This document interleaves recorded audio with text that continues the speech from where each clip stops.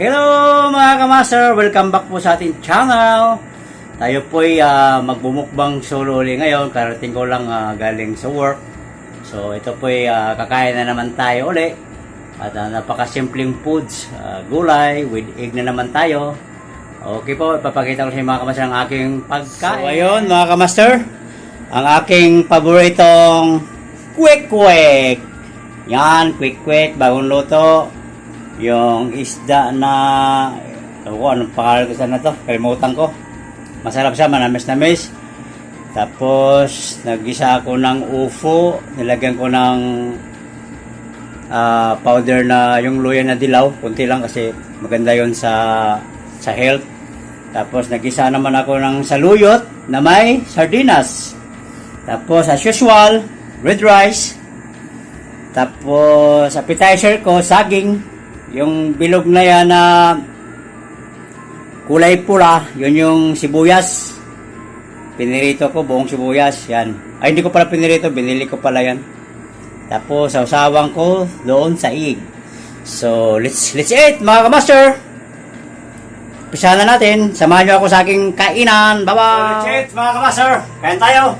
Kayo magkakamay na naman! Woo! Sarap! Okay. Saan natin tong burbo naman to. Saan mo na to? Inumin. Sarap dito mga kamaster. Magandang sabaw. Sarap talaga ng upo. Kasi fresh yung upo eh. Fresh. Ng ano niya. Manamis-namis. Sarap ng ano niya kasi hindi ko to siya nilagay ng tubig. Kumbaga yung katas lang niya yung pinakasabaw. Kaya napakayamin. Kaya, manyaw mga kamaster. Hop.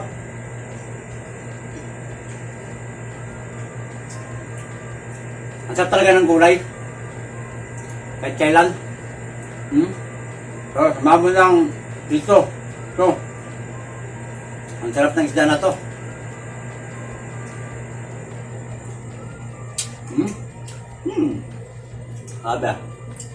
Sabi mga kamaster.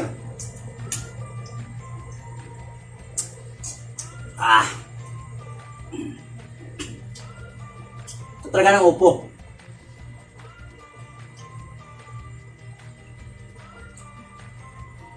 Diba pag magula kasi, bakit talaga yan sa gustong isda? Mga kamaster, mga kaprinsip. Ito naman, ginisan sa saluyot sa sardinas. Sarap. Daw ng saluyot ito. Puro mga ano ba? May mga benefits. Mga pag bumabata tayo, kailangan natin ganitong pagkain. Kasi pabata na tayo eh. Medyo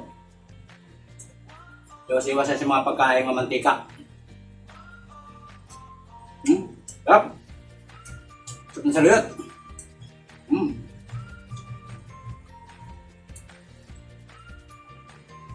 Alam mo talaga, ano ba, mga pagkain malayo sa syudad. Ito yung mga pagkain malayo sa syudad. Mga bukid. Sarap talaga mga kamaster. Itong quick-quick, hindi talaga nawawala sa akin to. Nabalito ko talaga itong quick-quick. Sarap. Magkala up. Dami.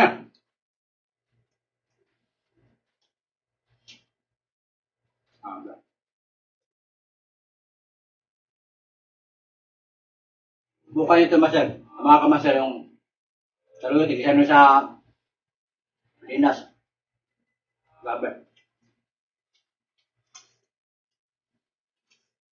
Sana to sa ano, kamatis, may yung sa bagoong po, wala akong bagoong na isda rito eh. Sa bagay sa saluyot. Kaya, yan ako sa sardinas.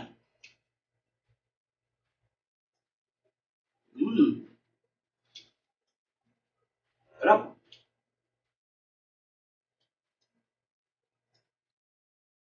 Sarap ng isda. Namis. Malaman.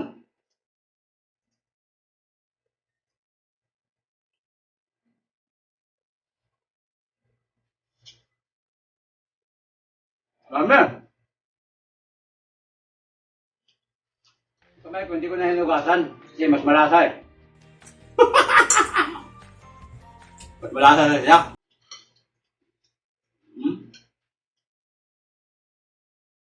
Ang sarap ng upo.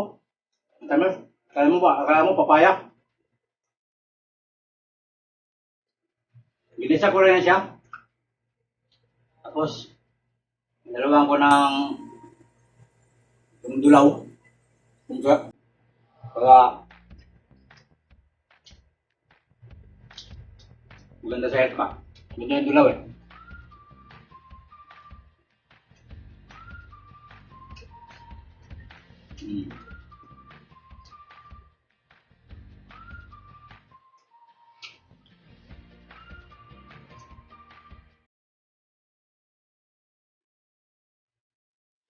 Sarap ng isda na to. Kalimutan ko ang pangalan nito eh. Taga-bukid ako, taga-tabing dagat kami. Bukid. Yung lugar kasi namin, may bukid, may dagat. Pero kalimutan ko pangalan ito. Tamis nga. Uy, ayan. Kaya mga kamusin. Tayo. Tayo po ng upo. Saka, isang sayote.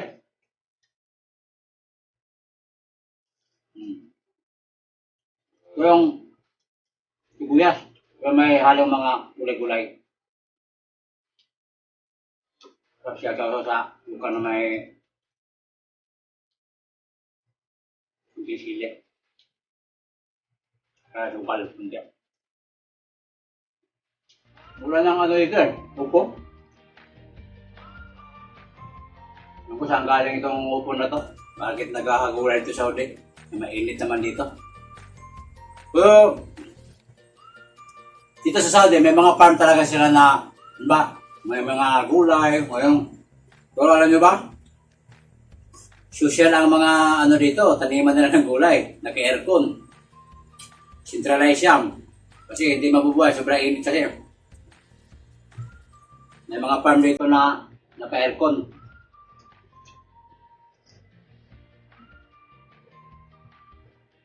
Para mabuhay lang yung tanim nila.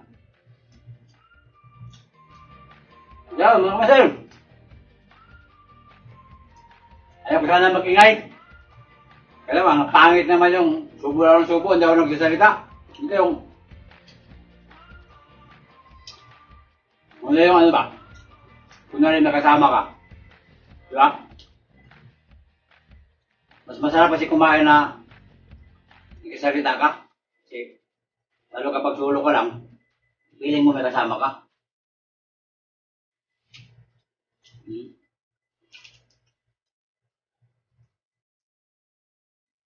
Sarap. Ang isda.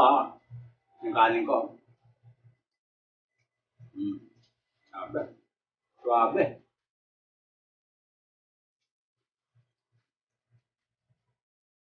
Sabi mga kamaster.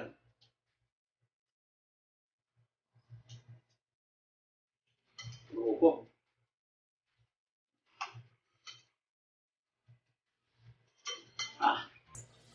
Ang misal kayo sa bawal niya, sarap.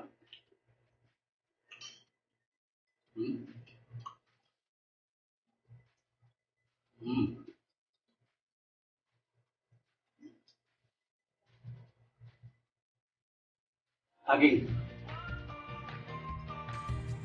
Masarap talaga sa isda pag fresh, you know?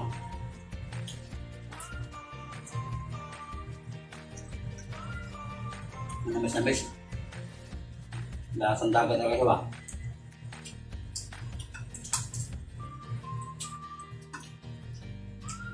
Ito yung mga pagkain mga kamaster na nakatulong sa pagbilis mag-digest sa metabolism natin. Madali matunaw ba? Pero, namimiss ko pa rin yung baboy. Sinigang, kaya yung inihaw. Naku po, sarap. Kaso wala yan dito, bawal dito yan eh. Nandito tayo sa Islam country. Tayo. Marami na dito isda. Except lang sa baboy. May baboy dito, puro patago. Puro mahal ang 1 kilo. Kung i-convert mo sa piso, nasa 1,300 ang 1 kilo. Ganun ang presyo. Pero although gusto mong kumain, talagang mapipilitan ka bumili pag matakam ka. Ganun yun mga master. Pero ngayon wala nang ano dito, wala nang baboy. Kasi karamihan ng baboy dito galing ng Bahrain. Eh ngayon sarado yung border. Kaya natigil. Pero pag mag-open naman yung Bahrain, yung sa border, yung Saudi Bahrain border, karoon na naman ito ng baboy. Para ganitong ano na to. Quick. Up.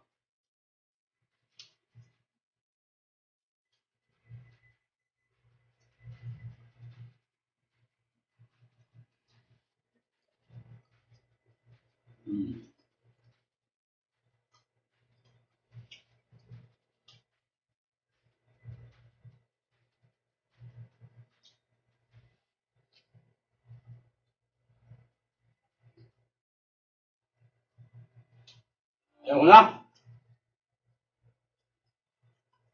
Hindi na kaya ng power.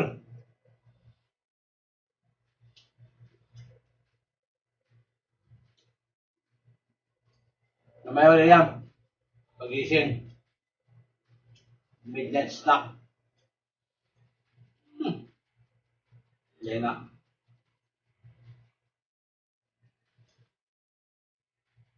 Baboy talaga ang kamaster na miss ko sinigang. Uy, sarap na sabaw. Tapos yung may taba-taba, mahilig ko naman sa taba. Basta isasama mo lang sa patis na may limon. Sabi, sausaw. So hanggang dito na mga master. Sarap na. Mahirap na tumayo. Bye-bye! Salamat sa panonood. I love you. Bye-bye!